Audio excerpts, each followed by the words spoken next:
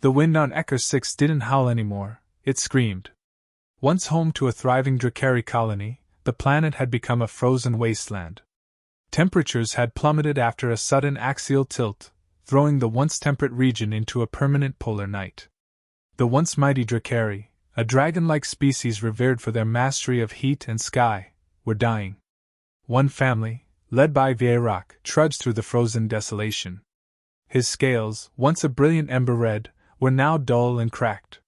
His mate, Silara, shielded their two younglings beneath a tattered cloak of woven flame hide, futile against the sub-zero winds. They had tried the enclaves. What remained of their kind had grown paranoid, isolated, and savage. The few that still clung to pride turned their backs when Vieirac asked for shelter. Fire could not be wasted on the weak. The old Drakari laws had become twisted into survival dogma. He hadn't begged then. But now was different. Their youngest hadn't spoken in days. The warmth in their bodies was fading fast. In the distance stood an outpost of improbable survival, a human mining facility. Encased in a geometric dome with flickering internal heat signatures, it pulsed like a beacon in the cold. The humans had arrived on Ecker 6 during the resource boom, building their facility far from Drakari cities. Most dragons had mocked them then. Metal boxes, living underground like worms. Now, those boxes were the last warmth left on this cursed rock. As they approached, the defensive turrets turned. They froze, literally and metaphorically. A speaker crackled. "Identify yourselves." Vieirac stepped forward, slow and deliberate. His voice rasped from dry lungs and frozen air. "I am Vieirac of the Emberclaw line. My mate and our offspring seek shelter. We carry no weapons." Silence. "Why us?" the speaker replied, cold and mechanical. "Because you're alive," he said. "And we won't be for long." Minutes passed before the airlock disengaged.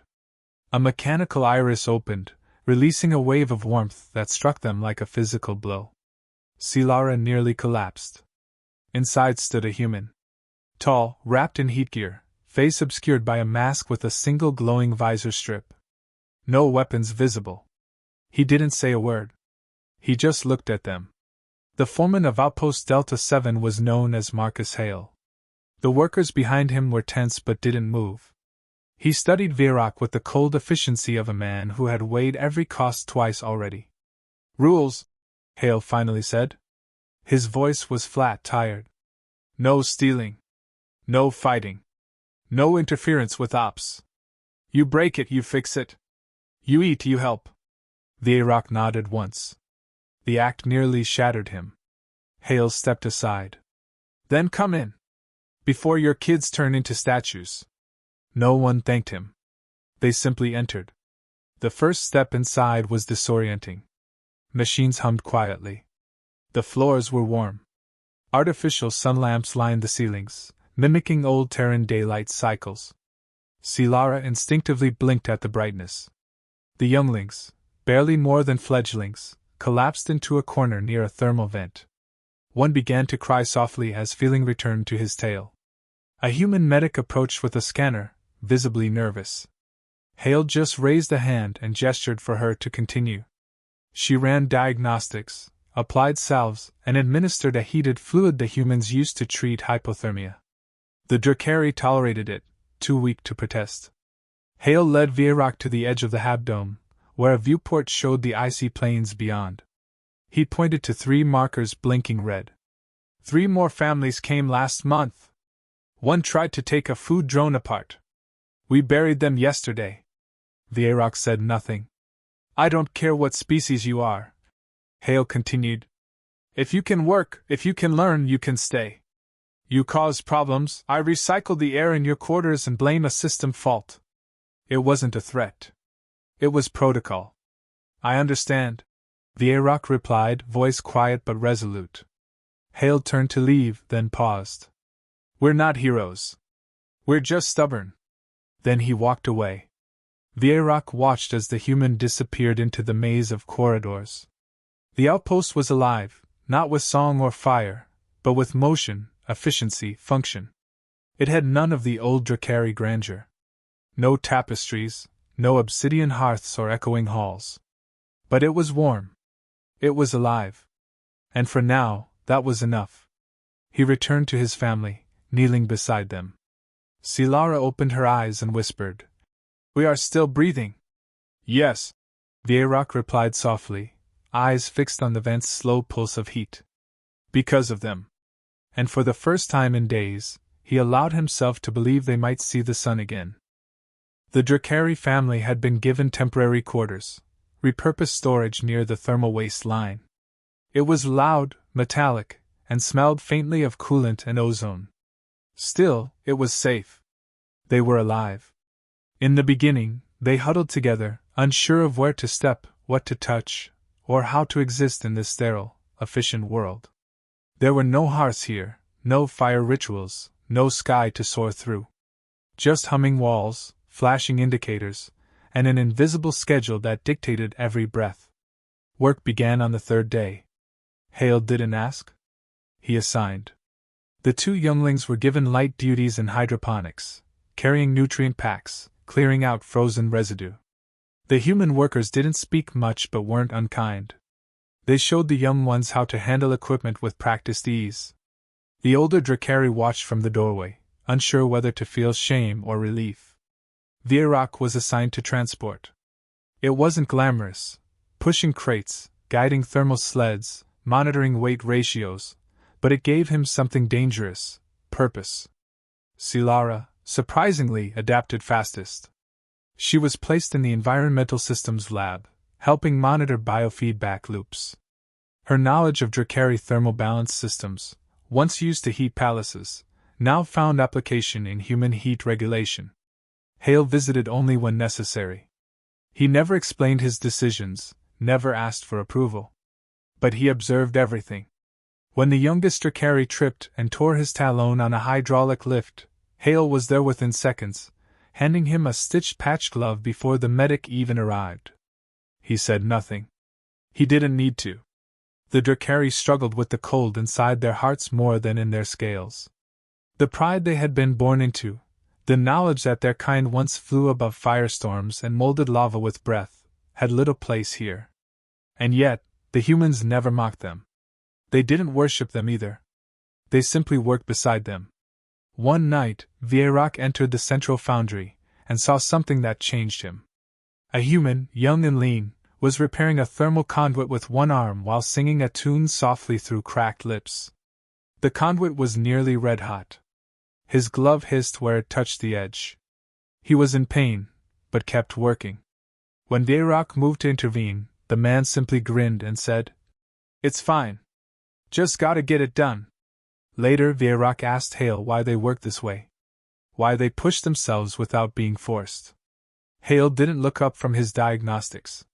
"You think fire is strength. We learn to survive without it. You burn to live. We build to last." That night, Silara discovered her children shivering even inside the heated vents. The thermal systems, regulated for humans, couldn't adapt to the Dracari cold sensitivity. She prepared to insulate the walls using strips from her cloak when Hale arrived carrying a heavy package. He tossed it on the floor and nodded. Inside were 3 heating cloaks, designed from repurposed reactor insulation. But embedded in the lining were fine wiring loops set to respond to scale heat signatures, adjusting warmth in real time.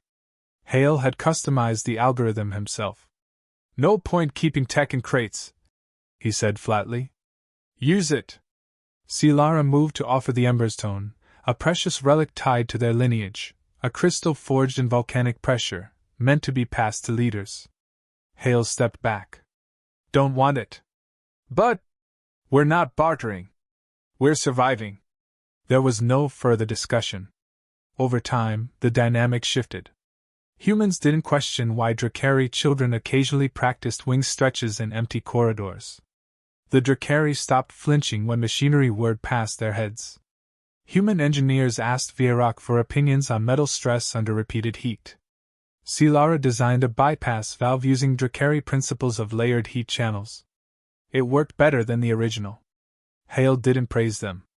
He just filed it into the system and added Silara's name to the engineering registry. Slowly, pride returned, not the arrogant kind born from dominance, but the quiet, steady confidence that came from maturing. One evening, as his shipment of ore arrived, the human loader turned to Vieirac and said, "You're faster than Andrews, and he's half machine." Vieirac didn't know how to respond. Later that night, Hale passed him in the corridor and muttered, "Tomorrow, you'll run the loader team." No ceremony. No announcement. Just trust. Vieirac watched the human walk away. He felt something stir, not fire, but a glow deeper than breath or blood. Not dominance, not fear, but something the Dracari had long forgotten. Respect. Earned, not demanded. Warning alarms echoed through the outpost's corridors, 3 rapid pulses, then silence. The storm was inbound. Not snow or ice this time, but an ion burst tracked from the upper atmosphere.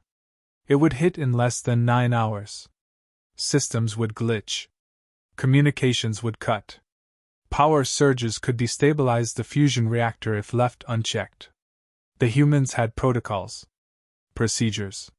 But this storm was stronger than predicted. In the operations bay, Hale stood motionless, reading the data scrolls while his team scrambled. The thermal core was showing stress fractures in its outer coils. Cooling intake was already lagging behind. If left alone, it would overheat. If cooled too quickly, it would fracture and detonate from pressure rebound. Hale knew the math. None of the solutions left him alive.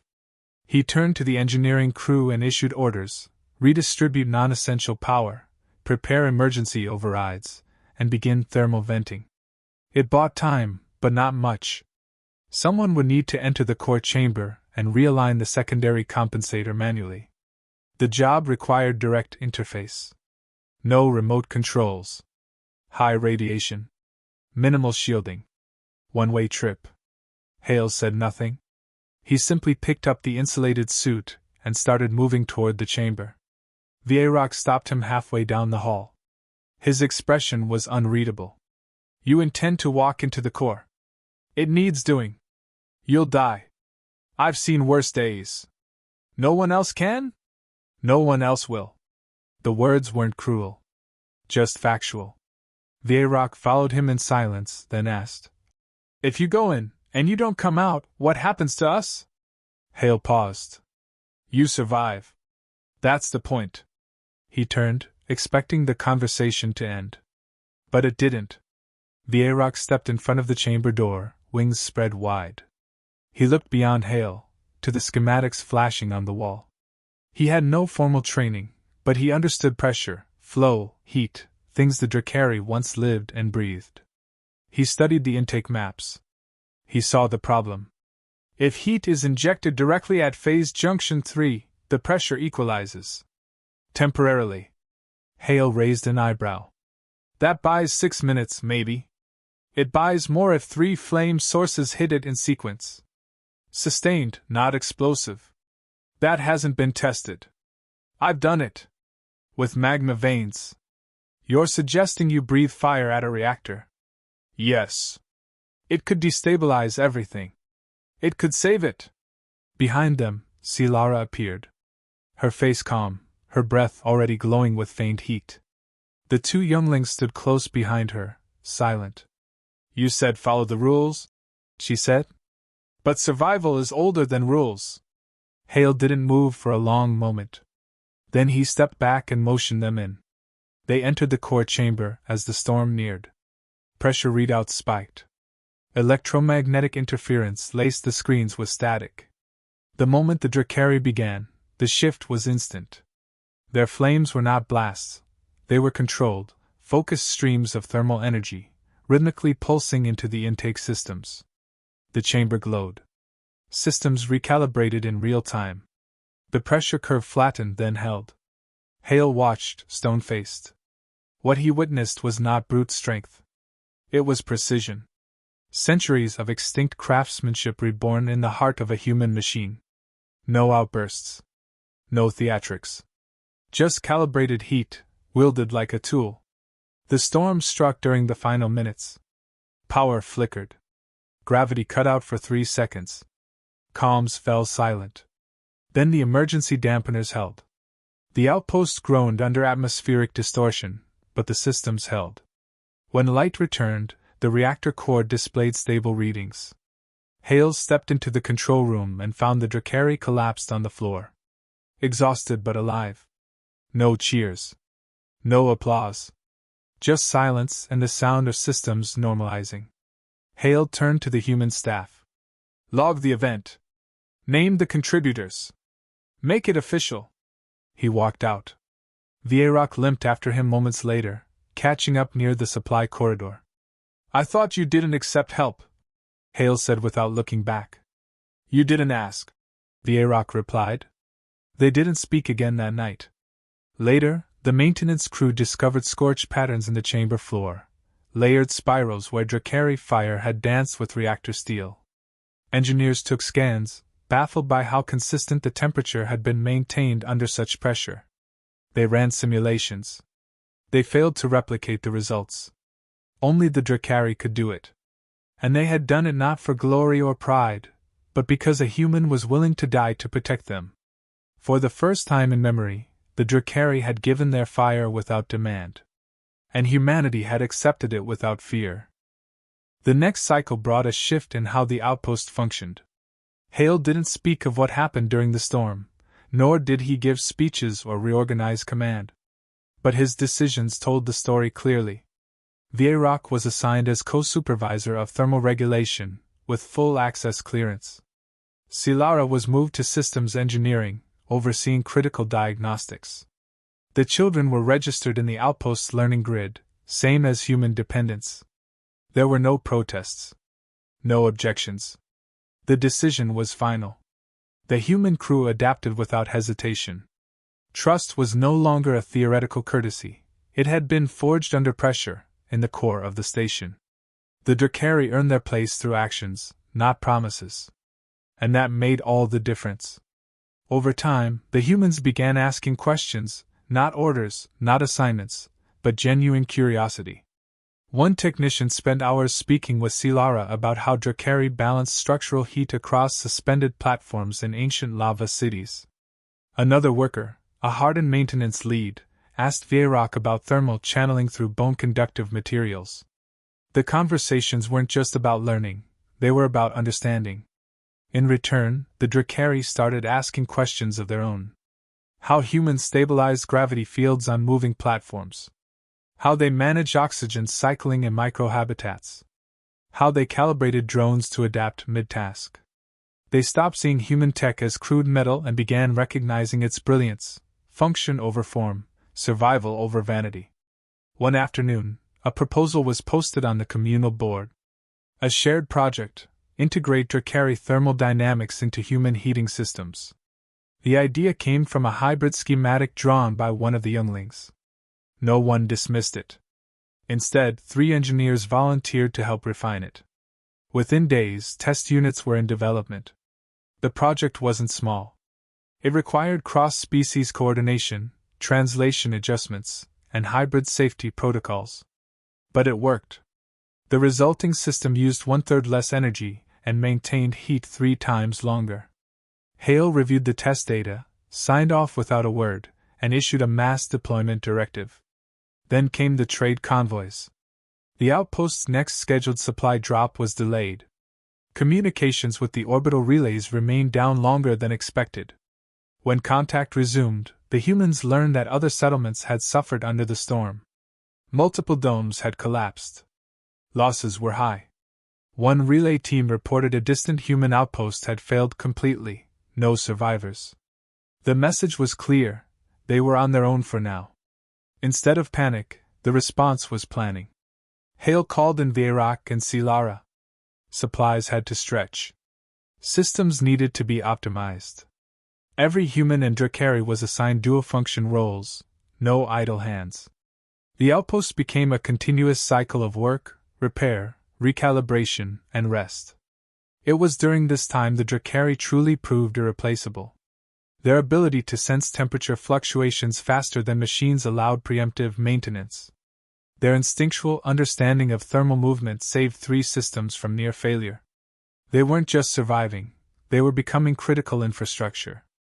In the hydroponics wing, one of the younglings created a method of moisture retention using overlapping airflow currents, a trick based on how Drakari used their wings to redirect cave heat. Crop yields increased by 12%. The crew named the modification Drakari Draft. Unofficially. No one questioned it. At night, during off hours, the common areas slowly changed. A human brought in a hand drum and played simple rhythms. A Drakari child mimicked it with claw taps on the floor, matching beat for beat. Someone laughed. Another joined. No one planned it, but a rhythm began to form between species. Not just music, something deeper. A cadence of coexistence. One human technician constructed a hanging light fixture using recycled circuitry and semi-precious stone shards from Drakari waste minerals. It pulsed softly with heat and light, reminiscent of a hearth flame. It became the centerpiece of the communal rest area. No one touched it without care. Hale made no speeches. He observed. His leadership remained pragmatic, sharp, and unsentimental. But behind his silence was precision. He promoted without bias, enforced rules equally, and protected the structure above all. To the Drakari, that consistency became something rare, dependable. He was no warlord, no flame-bearer. Just a man who did what had to be done, and expected others to do the same. In that structure, the Drakari found dignity. Their history had taught them that strength was tied to dominance. But here, strength was reliability, contribution, and accountability. Fire was no longer a symbol of control, it was a tool, a resource, a shared burden. By the time the next storm warning arrived, no one had to be told what to do. Human and Drakari teams mobilized together, synchronizing systems, reinforcing key junctions, and verifying shelters. No hesitation. No species lines. Just hands and claws working side by side. And in that, something irreversible had taken root. When the trade convoys finally arrived, they found the outpost not only intact but improved. Thermal systems were operating at 118% efficiency. The hybrid heating solution had been fully integrated, with detailed documentation ready for replication. The report transmitted to Central Command was short but dense, filled with optimized blueprints and energy analytics. There were no flourishes, just data. But the results spoke louder than any rhetoric. Inspectors expected tension. Instead, they found coordinated teams of humans and Drakari managing logistics, calibrating docking ports, and updating inventory seamlessly. No translator was required. The Drakari now spoke fluent technical jargon, adapted to human syntax. No one gave orders loudly. Everyone simply moved with practiced familiarity. Central Command requested Hale's formal report. He submitted it under standard classification, no flags, no extraordinary claims. Just a line item. Joint operation stabilized and improved. Recommend continuation. That was all. But words spread quickly. Other outposts began asking for support with heating systems. Hale denied full transfers but authorized schematics to be shared under license. He designated Vierock as the lead on external thermal consultation. Silara was assigned liaison authority for cross-species engineering integration. No politics, no press. Function dictated recognition. The Drakari didn't ask to leave. They didn't need to. They had become permanent components of the structure, indispensable, but not ornamental. Their names appeared in shift logs, reports, system updates. The station AI adapted to recognize their presence as standard crew, not guests. Then came the Council message. Earth's Central Alliance was forming a new interspecies regulation board. They wanted representation from hybrid crews, teams with proven cooperation. The outpost was recommended. A human representative would be selected. So would one non-human. Hale forwarded the message to Silara. His only comment: decide who. There was no debate. The younglings voted first, choosing Silara without hesitation. Vierock agreed. She declined initially, citing unfinished projects. Hale interrupted. "You're not leaving," he said. "You're extending your reach." She nodded once. That was all. The council meeting was brief. Silara presented results, offered schematics, and responded to technical queries with precision. No flowery language. Just truth. By the end, she had 3 outposts requesting consultation, and a direct request to join the Long-Term Adaptation Committee. The Drakari were no longer exiles. They were experts. Back at the outpost, the dynamic had evolved beyond recovery. Old labels didn't fit anymore. The workers didn't see species. They saw competence, resilience, innovation. One engineer rewrote a training manual to include both human and Drakari thermal theory. Another began testing a control interface based on scale contact response instead of gloves. Even leisure changed. A combined recreation module was designed to accommodate both wing extension and human relaxation zones. Collaborative art began appearing on corridor walls, abstract symbols of fire and steel, drift and gravity, rendered in plasma chalk and repurposed metal. Not decoration. Expression. There were still moments of challenge. Equipment failed. Supply chains faltered. Disagreements sparked. But the foundation remained solid. Disputes were solved with protocols and skill, not ego or fear. Leadership meant responsibility, not authority. And everyone understood that survival was no longer enough. They were building something meant to last. One quiet cycle, the outpost received an encrypted message from a distant human colony. Their atmospheric control system had collapsed. Temperatures were dropping fast. Help was 2 days away minimum. Standard rescue wouldn't arrive in time. Hale assembled the team without hesitation.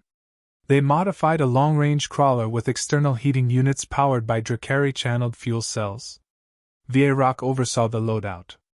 Silara calculated the fuel efficiency matrix. A human crewman drove. A Drakari co-pilot. They reached the colony just before total failure. Stabilized the systems. Prevented mass loss. When they returned, no one cheered. They just returned to work. Another task completed. Later, a human child at the colony asked Vieirac if he was a dragon. He paused, then answered, "Not anymore. I'm crew." And that, more than anything, was the transformation. The Drakari had arrived desperate, uncertain, fireless. They had begged for shelter. Now they gave warmth. Not as relics, not as outsiders, but as builders, equals, and part of something greater than either species had managed alone. In the coldest reaches of space, where survival once came at the cost of pride, humanity, and the Drakari had discovered a truth stronger than fire. Respect. Shared purpose. And a legacy born not from dominance, but from choosing to stand together when they could have fallen apart.